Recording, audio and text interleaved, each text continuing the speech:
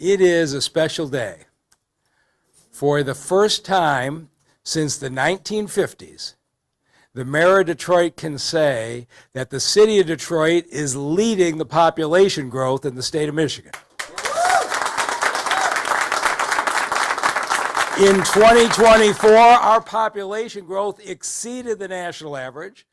We passed Portland, Oregon from 27th to 26th place. We have Boston and Las Vegas ahead of us, but we are moving the right direction. The Census Bureau says 7,000 more residents of Detroit in 2024, and they revised their numbers for 2023 and acknowledged 7,000 moved in 2023, which means 2 straight years of population growth of 7,000 a year, more than 1%. It is, when you look at the numbers, last year triple the increase of the next highest city, Grand Rapids. And I admire what Grand Rapids has done over the years. I've been used to watching them lead this state in population growth. But to see the city of Detroit coming back the way it has is remarkable. There are so many people to thank for it, but I want to start with thanking the people who helped me in the fight with the Census Bureau, because here is the issue that we have had. We've known our population is growing for a while. Up until this year, the Census Bureau in its annual estimates would only count new housing construction. In the city of Detroit, we have 2,000 vacant houses a year get renovated and families move into. By their federal rules, the Census Bureau would not count the renovation of a vacant house. And aside from litigation, I just want to thank the team. Tricia Stein has led our team and is now literally the municipal expert in America on how the Census Bureau does annual estimates. But Mike Bloomberg, Bloomberg Associates, Rose Gill brought in national expertise. Kurt Metzger, who's Michigan expert, was there. Professor Jeff Morinoff at the University of Michigan, who's been here a number of times, and the state demographer, Jacqueline Butler. And we made the case that said, this is not right. If you go to Naples or you go to Phoenix, all the housing units are newly constructed. We understand why you count new housing units, but in older cities that are coming back, we've got 2,000 houses a year where families are moving in, and you're not counting them. And to the Census Bureau's credit, they looked at the studies we gave them, they pulled out addresses, and they visited houses themselves. And they said, they're right. This isn't correct. And so with this week's release, the Census Bureau nationally, for the first time, is counting newly occupied, renovated houses in cities' population base. And so here's what that meant. Last year, the Fed said we gained 1,800 people in 2023. They just revised that number up to 7,000. They realized they failed to count the renovated houses. And this year, another 7,000 people. And here's what makes it up. In each year, basically, we have 2,000 vacant houses that get occupied by families, and we build 2,000 new units, the Book Towers and the Water Squares and the Paquette Flats and all that you see being built. This is what happens when everybody is counted. And for all of the maligning they've taken, the 200 auctions a week that the land bank is holding, or 200 auctions a month that the land bank is holding, and the sales are driving this recovery because they have put these houses back in the neighborhood. And what's remarkable as you drive through the neighborhoods today is you see work being done on the houses. Now we're far beyond the land bank houses. People are taking vacant houses and fixing them up. And with the work, you got Richard Hosey, who's up here, who's building 400 and some units over there at Fisher 21. You were just with me a day or two ago with the 100+ units that are being renovated right now at Lee Plaza. All over this city, new units are being constructed, vacant houses are being renovated. There is no reason that this trend is not going to continue. And now that the Census Bureau is recognizing both renovated houses and new houses, I think you're going to see the city of Detroit lead the state of Michigan for quite a ways to come. And so what we have here is, this is driven by people moving into the neighborhoods. There's no question about it.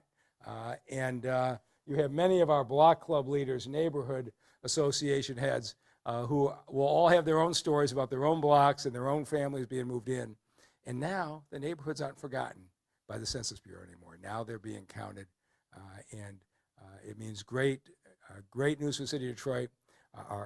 All of our efforts for the last 10 or 12 years are being recognized by the national statistics. And you're going to get a chance here to hear from Kurt Metzger in a minute, who has been he doesn't get paid anything. He just comes in month after month with the U of M folks and the Bloomberg folks and says, this is wrong, and really helped us understand what was wrong in the national census formula. More importantly, got the Census Bureau to admit that they needed to change the formula nationally to be fair to cities. And so I want to thank all of them. But right now, I'd like to bring up Council President Mary Sheffield. Council has been a partner from reducing crime to building housing to beautifying parks to bringing jobs back, everything that has led to this extraordinary turnaround in Detroit's population has been a partnership between the mayor and city council and the neighborhoods. So please welcome Council President Mary Sheffield. Thank you and good morning. It is truly a great day in the city of Detroit. Detroit is coming back. This is the place to be, and the numbers are indicating that. I am here just to say congratulations. It is truly an honor as the city council president in leading this council the last 4 years and serving on the council the last decade to be a part of this partnership that we see today. Today really is a testament to our collaborative work. Everyone that is standing here, the mayor's office, the administration, the city council who is not present, but I want to speak on their behalf because each and every one of my colleagues works extremely hard to represent their districts and to represent the council at large. And so we have an administration and a council that is working together. We are prioritizing public safety. We are expanding economic opportunities. And we are ensuring that investment is coming back into our neighborhoods and that we are expanding access to affordable housing. And all of those things are the reason why we are now seeing a population increase here in the city of Detroit. And so again, congratulations to everyone who contributed to the success, and we are honored to be partners in the city's growth. Let me thank all of the neighborhoods, all of the residents, all of the block clubs, our CVI groups, our police department, our churches, our private sector community, because really what we see here in Detroit is a collaborative effort with all hands on deck to ensure that it's not just government, but it is everyone working together to ensure Detroit's comeback is strong and united. And for that, I am extremely proud as a Detroiter. We know that young people are driving a lot of the growth in Detroit, which means we're creating opportunities. And we now can start to compete with Chicago and LA and Miami, because I believe that Detroit is just as good, if not better, than those cities. So congratulations. Let's continue this work because we know that Detroit is on the rise and we have to continue to grow our population. So thank you, Madam. I'm not Madam, but Mr. Mayor, excuse me. So sorry, Mr. Mayor, the entire administration and everyone that is here today for your collaborative work. Congratulations.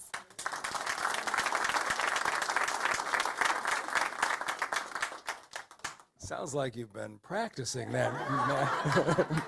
I want to now bring up somebody who's been a partner every step of the way, the great Kurt Metzger.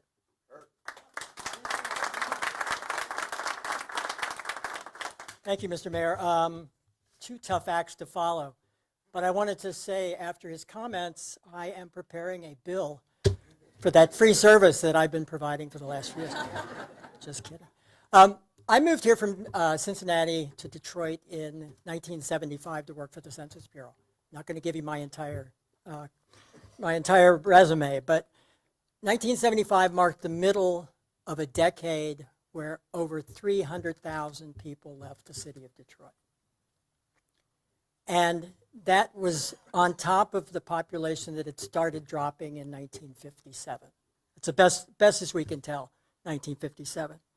My career since that time has always been every year looking forward to population estimates coming up, thinking, how much are we going to lose this time? Or maybe we're going to be surprised, and seeing year after year population losses. Have to report it, and the same old story on and on and on. I semi-retired in 2013 thinking maybe that'll help. Maybe I was the problem. And then we had a mayor come in who said that population gain was his major focus. That was going to be the measure of success. And so yet we continued to suffer losses. We had a very problematic census in 2020. I feel we got slammed, we got undercounted, the process was poorly done, it was rushed, you know all this story. Unfortunately, we had to live with the low count that we received, and we continued to see losses for the 2 years after the census. But now, we finally, in spite of, I've been seeing the city growing since 2020, certainly, expecting each year to see it. Finally, last year we saw that first hint. Luckily, it's been revised upward, and then this year we saw another 7,000 added. I think we can call it a trend, and I think that based on the developments that are going on, the mayor mentioned quite a few, this trend is just going to continue and get stronger in the years to come. It's wonderful that I was pointed out as being a help. I just want to recognize the team, Trish Stein, and the group that has been working. It has been a pleasure for over 3 years doing Zoom calls. I didn't have to get out of my pajamas. I could do all the work. Very easy, right? Occasionally getting out and coming downtown. But it's been just a pleasure to do the work. It's still continuing. We're still challenging on other fronts. But to get the Census Bureau, I worked there for 15 years and have been involved with it for 45 years. To get them to change the way they do business, to get them to actually open up their books to show you how they do business is an amazing accomplishment, and I really do congratulate the city for that. It's been wonderful to be part of this, and I said the work of all this work, the results of this work that we see today, that Detroit is growing again, and I see a continued growth in the future. Thanks so much.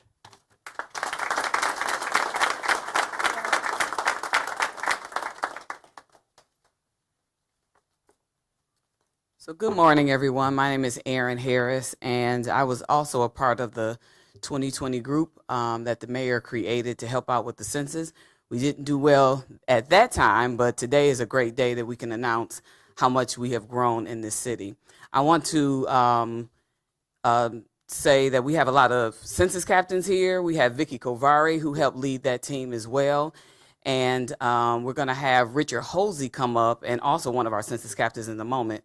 But Richard Holsey, who is one of our developers in the city, and we all know that housing and affordable housing especially is important to the growth of our city. So I'd like to have Richard Holsey come up and give us a couple words.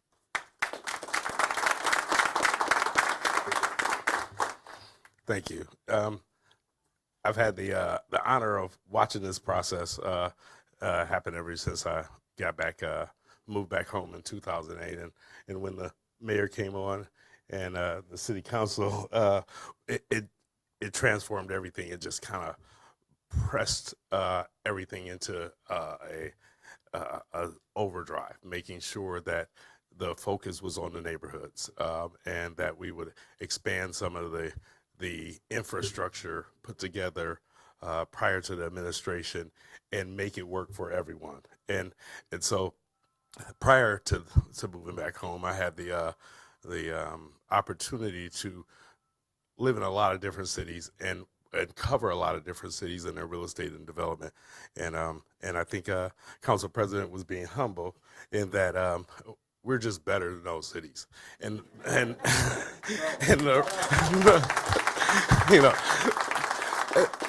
we're better than those cities for so many reasons, but mostly because of our commitment to making sure that we don't grow through displacement, and that we focus on the neighborhoods, and that we make sure there's opportunity for all, and that our city council works so well with our administration, and that our administration has such deep knowledge of every detail of every problem. And that's what I really enjoyed watching with the mayor, is how deeply he gets into every problem so they could come up with the right solution, and how city council works with that, and his expert staff. I wouldn't want to be any other place. I wouldn't develop any other place. And this is the best city. Thank you. Thank you for that, Mr. Hosey. And now I want to bring up one of our census captains. She's also a leader in District 1, representing Grandmont area. That's Miss Annie Mae Holt.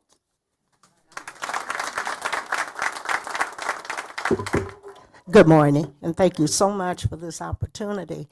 I landed in the city of Detroit the night of the fireworks, which was 1967, and I believe the census was 1,800,000 that year.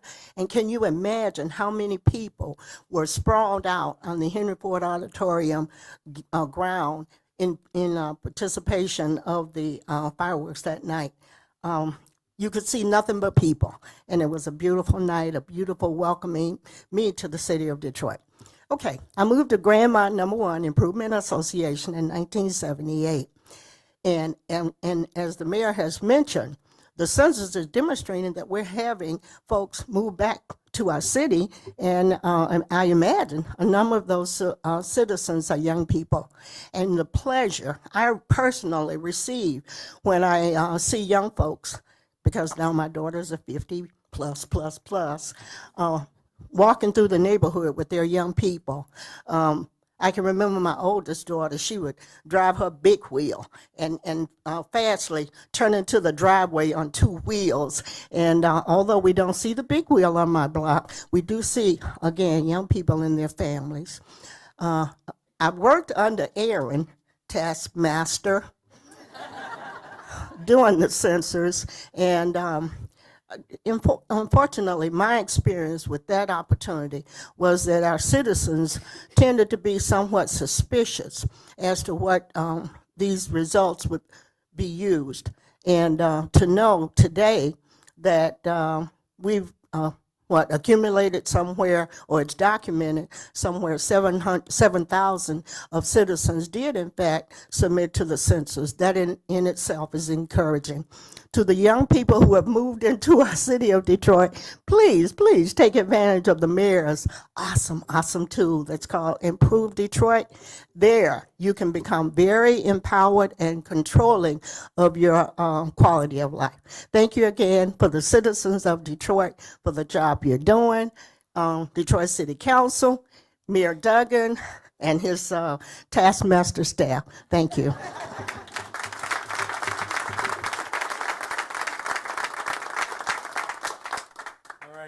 And before we take questions, and I'll have Kurt join me to answer details, I have to do a special thank you to the leader of this operation. She likes to stay in the back of the room, but for the last 3 years, the person who has led every piece of this is our policy director, Tricia Stein. It's hard to describe how much she means, because the more I dug into it, the madder I got, and I've expressed that view pretty harshly publicly and sued the Census Bureau, and the meeting would be coming up, and I want to go give them a piece of my mind, and Tricia says, let me handle this meeting without you. and with the help of the state demographer and Kurt and U of M and Bloomberg, they just calmly laid out the facts to, as Kurt says, get them to a remarkable thing. For the Census Bureau, they actually revised their national policy twice. A year ago, they revised it to stop counting demolitions against us. They were counting every demolition as 2 people leaving the city. We got that fixed a year ago. They changed that policy nationally. Then this year, changed the policy to give credit for renovated houses. And we got one more policy change we're still shooting for next year. But Tricia's leadership is the reason we got here. And with that, we'll take any questions. And Kurt, come on up here in case they have technical questions for me. Mr. Mayor, Gary Hunter with the Shot News. Yeah, it's me again. My biggest question is, and I know Vicky's right behind you, why are we not doing more advertising, at least in the minority papers? If we want our population to grow, people need to know what we offer. You know, I believe in the programs that some of the city departments are doing, but we just scared to advertise with the black papers. I do not tell Vicki Thomas and the team how to do it, and I'm not that interested in self-interested questions. Well, it's not self-interested. No, I'm not having this conversation. It's publicizing I'm not the city of Detroit, Mr. Mayor. You're pursuing your own personal interests No, We're here to it's talk the about interest of the the city. census. When do Detroit And becomes for Detroit? So you can talk to Vicki Thomas about the advertising decisions of the city. This is not the forum for it. Well, just so you know, it's not about self. It's about right. the city. I live When here. I've somebody been here says longer it's not than you. about me, we know what it means. Please, next question. That's disrespectful, Mr. Mayor, just so you know. I think you've been disrespectful in the way you tried to use your position this way. No, next no, question, Mr. please. President. I mean, Next question, please.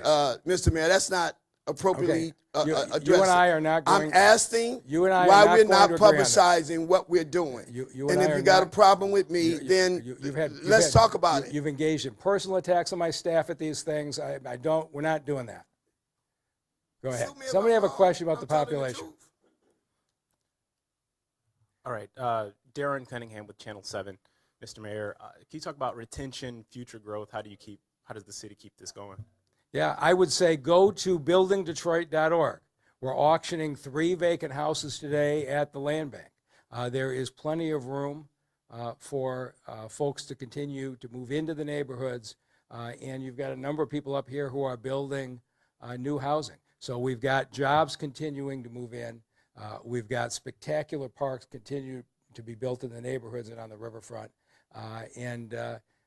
It's just a good time to be in Detroit, and I think this is going to keep going.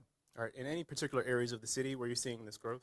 Yeah, again, you can go neighborhood by neighborhood. I could drive you through neighborhoods like Morningside, where half the houses were vacant 10 years ago, or Marygrove, where half the houses were vacant 10 years ago, and now you see them 90% occupied. And there's folks here who could take you down their particular blocks. If you look at what happened on property values, Alvin Horn's maps, the places that have doubled and tripled in value are almost entirely the places where people move back in and renovated houses move back into the neighborhood. That's where we've seen the growth. All right, thanks. Hi, I have a question actually for each of you. Mayor, are there any lawsuits remaining, and can you talk about the county cap rule and how that has really affected the city? And then, so I'm sorry, my other question for Kurt, actually, you mentioned last year that you thought the count was a little closer to 650,000 or more. If you could address that afterward. Yeah, the county cap is more complicated than any of you are interested in, but we are litigating it and we are going to win. And it's an odd thing. The state counts, the Census Bureau counts the state on one methodology, counts counties on another methodology, and counts cities on a third methodology. And so when you count different ways, they never match. If you use the housing unit method for the cities and didn't deduct the so-called county cap, we would be 10 or 20,000 higher than we are today. The question of whether they should be reducing the number of people per house, and that's what they do. They artificially reduce the number of people per house if we get above the rest of the county. It isn't right. It's in litigation. 2 years ago, we were in litigation over counting the demolitions against us. It got resolved. A year ago, we were in litigation over the fact they wouldn't count the renovated vacant houses. It's been resolved. I'm hopeful a year from now, the Census Bureau will revise its position, and you would see another 10 or 20,000 growth. And Kurt can talk about the county cap better than I can and the other issues. I don't think you want to hear about the county cap, but it is problematic insofar as when the county's population is just developed using births, deaths, and immigration and migration within the country. They set a population, so Wayne County's population comes out in March. Detroit and the 42 other communities in Wayne County come out in May. Those communities have to add up to the Wayne County population, regardless of what's going on within those cities. And we won't go into the details, but what it does, it tends to obviously push down. There's a population count that's come up. It gets adjusted downward because of this county cap, and Detroit always ends up losing a considerable amount of population. Back to Dana's question, you're not supposed to remember what I said last year, but I believe, and I mentioned it again, and Vicki can support this, I believe that the Census Bureau vastly undercounted the census. We did research at the time. We came up with some estimates. I believe that the city was closer to 250 back in 2020. And we'd be moving forward from there. I'm sorry, 650, not 250, but 650. And I think what we did in terms of looking at housing counts, the changes between 2019 and 20, that Detroit lost more housing than any city in the country, vastly more. We know that they did not count all occupied housing units. They rushed through. They didn't provide enough personnel in the field to follow up on Detroit's follow-up process, because Detroit did not respond as high on the internet, so there was much more follow-up work to do. The Census Bureau didn't account for that. Number of reasons that we've put forward that says the census undercounted. So yes, so I'm thrilled about 645. I believe it's higher, and I still think it's probably give it another 15 to 20,000. Eventually we'll get there now that the methodology is changing. If we can get the county cap, we'll be there much sooner. Will Jones from Local 4. I'm just curious, do you have any data that shows the demographics of the people who are moving in the city in terms of race, income, family, single? All this is purely a housing unit count. That's what the annual estimate is. And so all we know is that we've got 2,000 new housing units and 2,000 renovated housing units. This is a city that's open to everybody. And depending on the neighborhood, there's different mixes. But this annual estimate doesn't give you those numbers. And I want to piggyback off of, sorry. I just wanted to follow up. In September, the Census Bureau releases something called the American Community Survey. And so in September, we will be able to see the 24 data on all the demographics, income, socioeconomic status, housing, et cetera. You can compare that with the previous year to get some guesstimate as to who is moving in and who's moving out. And I want to piggyback off of Darren's question about where is this growth happening. Do you all have specific data that you can give to us that this tract grew by 555 residents, this tract? What we have is a citywide number, but if you wanted, all you'd have to do, is anybody here from the land bank? They can tell you which neighborhoods have sold the most houses, which would give you a roadmap, but I can tell you it's going to be Morningside, going to be basically anywhere in southwest Detroit where it's hard to find a vacant house.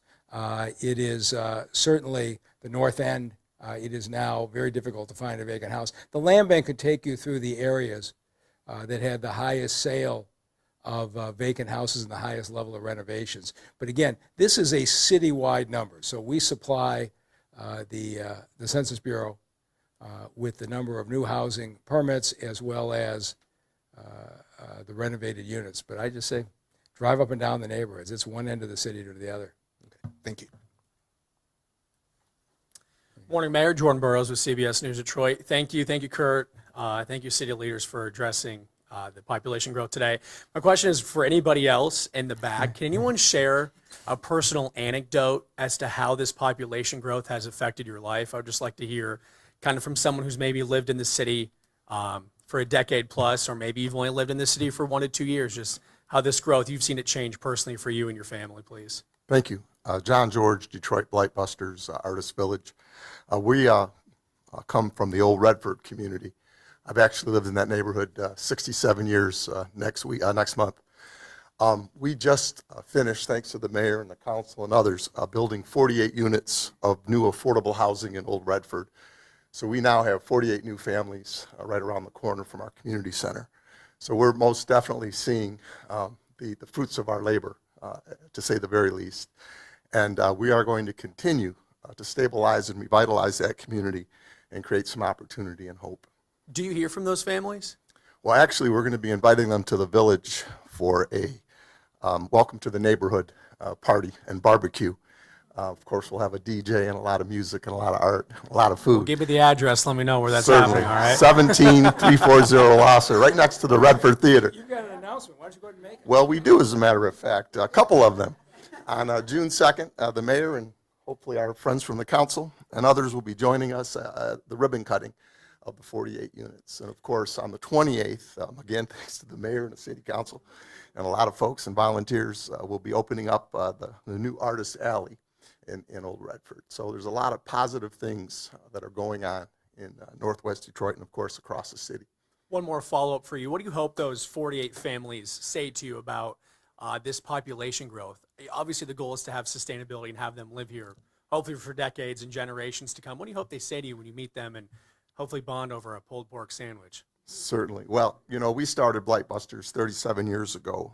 Albert Mack, Felix Wright, and myself, we started, you know, sweeping up glass and boarding up crack houses and picking up bottles and debris. But it's always been about the children. It's always been about having a safe, clean, affordable home in which to raise your family.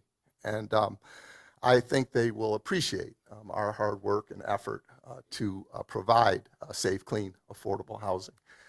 Thanks to the governor and our state reps and our senator, we were able to get a special grant that brought the rents down in the $525 range for a two-bedroom apartment. So it's one of the most affordable apartments in the city. And again, our work started because of the children, and it will continue. Can you state your name one more time, please? John George, Detroit Blight Busters, Artist Village. Thank you, John. Appreciate it. Thank you so much.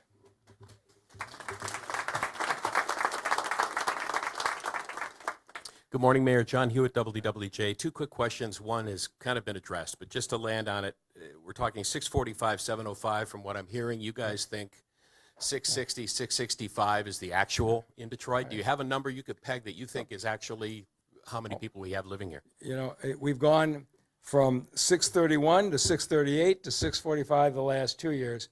And if we win this county cap thing, it'll grow significantly higher next year. But we all know, you know, the census happened during COVID. People got missed. We all know that. I can't go back and fix the baseline. The oddity is there's no legal way to do it. What I can do is challenge the individual years. And nothing made me madder than after they missed all those people in 2020, they came out in 21 and say we dropped again, when I'm seeing people move in all over. So what we've done is at least we've fixed the annual estimate in a significant way. But there's easily 20,000 more people in their county. My last question is in a macro view, as you leave later this year, will COVID be the low point? You made the comment earlier, no reason why this should not continue. I'm interested in some of the reasons or pillars why you think that, and not to be flippant with the question, but what the next governor potentially and lawmakers can do in Lansing to assist with Detroit and other urban communities. Well, if the state has the right governor, Detroit will go up even faster in the future. But the great thing about this is, Kurt doesn't want to endorse.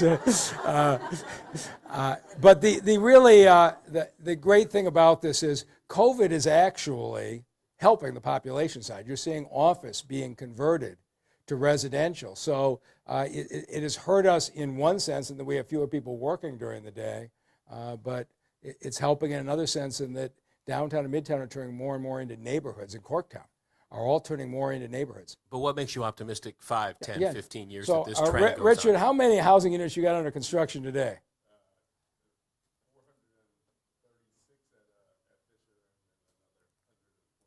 Okay, so I got one guy here is close to 600 just underway in his project. Roxbury's got to be approaching a couple hundred. Of course, Dan Gilbert's building the second tallest building in the state. They haven't begun to move folks in there. And then you've been to our press conferences. We're renovating vacant apartment buildings in every corner of this city. None of those have been counted. In fact, this is really a year lag in what gets counted. And so I'm very confident that what you've had is a partnership between the mayor and the council that committed to this housing, rebuilding it in every neighborhood. I don't think that's going to change.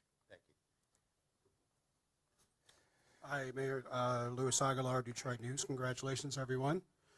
You know, I keep thinking about reports by Detroit Future City, which they show over 10 years that the black population has been lost by a third, and the middle-class neighborhoods keep declining. I wonder if you could talk about what these new numbers say to you.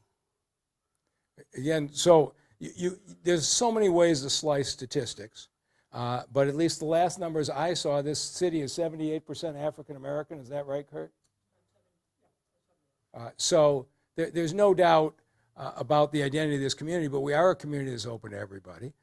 Every single one of these annual numbers, when the poverty numbers come out, show that the income of Detroiters is growing faster than the state average. And, you know, we opened up a Jeep plan and moved 4,000 families to the middle class at one time. But this is going to be, I mean, we hadn't had an auto plant open in this town in 20 years.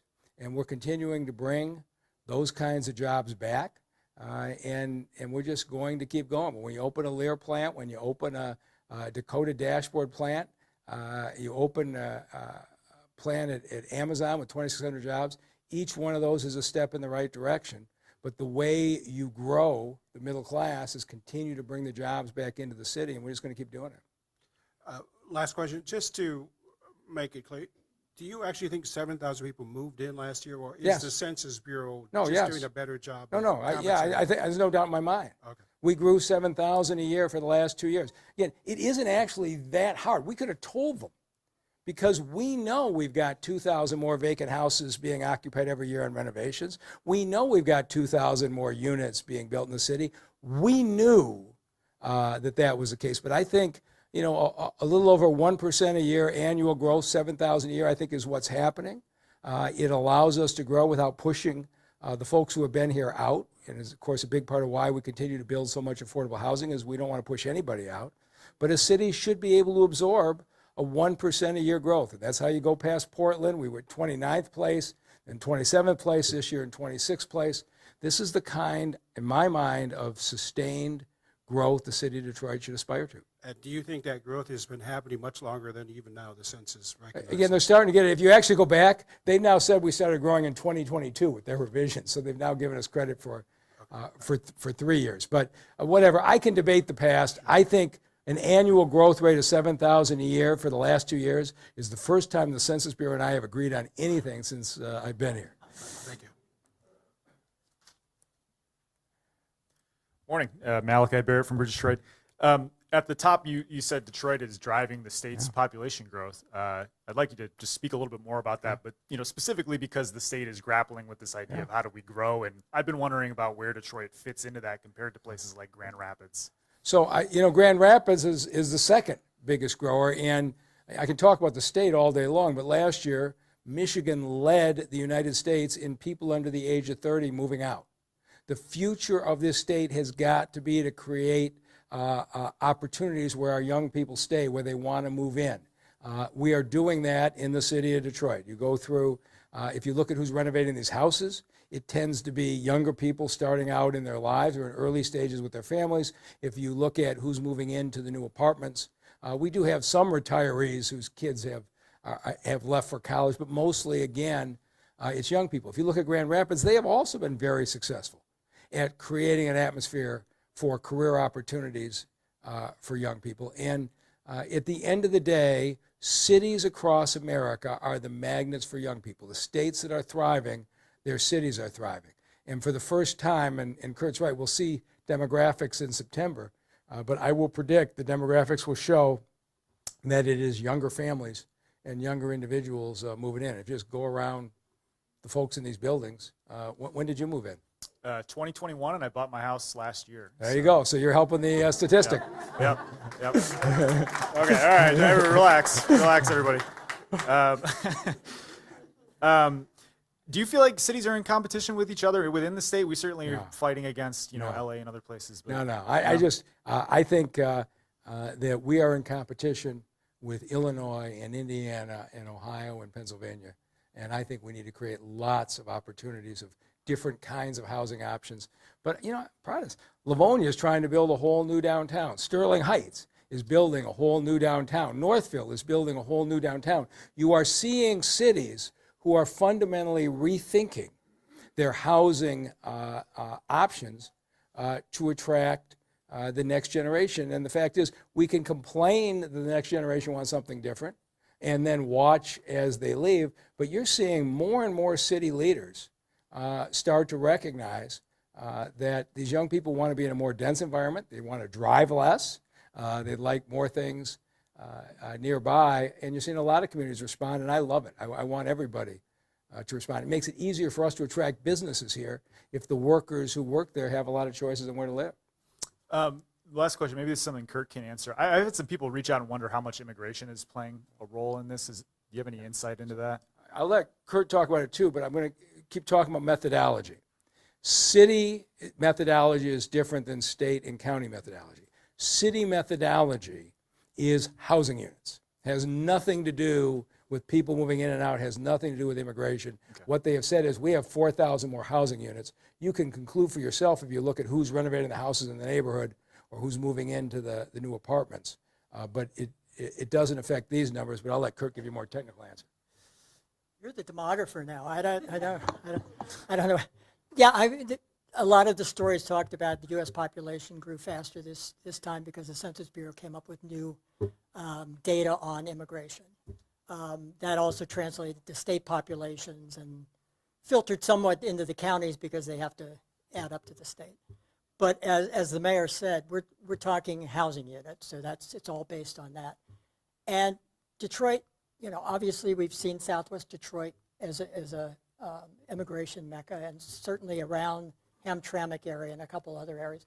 But it's not been one of the immigrants are not coming to Detroit in the large numbers. What we're seeing more is persons of all races and ethnic groups coming into the city and choosing, and as was said about the neighborhoods, more younger people moving into the city because that's where they want to be.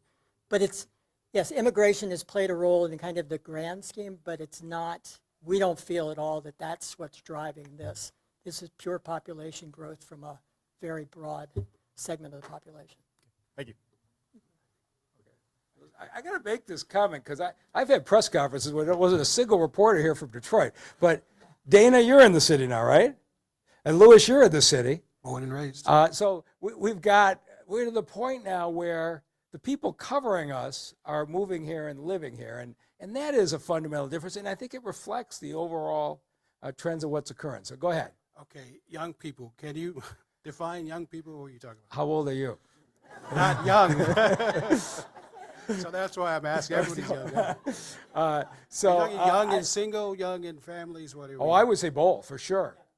We still have issues with the schools that Dr. Vitti and the school board are working on, that we are not getting the families with children coming back at the numbers that we want. It tends to be 1 or 2 adults, or we get a fair number of families with 2 and 3 and 4-year-olds.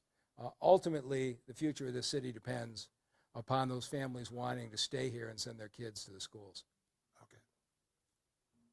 Anything else? Thank you, everybody. All right. Oh, we got another one. Okay, so I don't know. Where do you live? I have businesses in Detroit. Okay. But I live in Northville. Okay, so, all right, that's okay. Just check it. Yeah. So I'm a Domino's franchisee. I have around 7 Domino's pizza stores in Detroit. Oh, good. I just wanted to know, what is the city of Detroit doing for business owners? Because so far I've been sitting over here, I haven't heard. So is Marcus here? So we will have in the next few weeks, and maybe, I know Council President is going to introduce the ordinance, but Marcus von Koff, our Chief Operating Officer, has torn apart the licensing process for starting new businesses. You are familiar with how difficult it is if you've got 7 stores. I think Council President is planning to sponsor something. Maybe I'd ask her to speak to it. Well, we're really excited to essentially make it easier to do business in Detroit. We want to eliminate some of the duplicative license requirements that the state already requires. Yeah. We want to create more of a by right use for some of the zoning and create a concierge team that can walk you through city processes. And so we want to make it easier for you to set up shop here and to really make renovations and to expand your business here in the city of Detroit. So stay tuned. That will be forthcoming in the next few weeks. Okay, all right. Let me ask you a question. So right now, to open your Domino's store, yes, you need a health department permit, you need a building code permit, and you need a City of Detroit business license as well. Yes. What if you didn't need the City of Detroit business license and you just relied on the health department and the building code? How'd you feel about that? That'd be great. Okay. That'd be smooth. So stay tuned, because one of the members up here may be sponsoring something along those lines.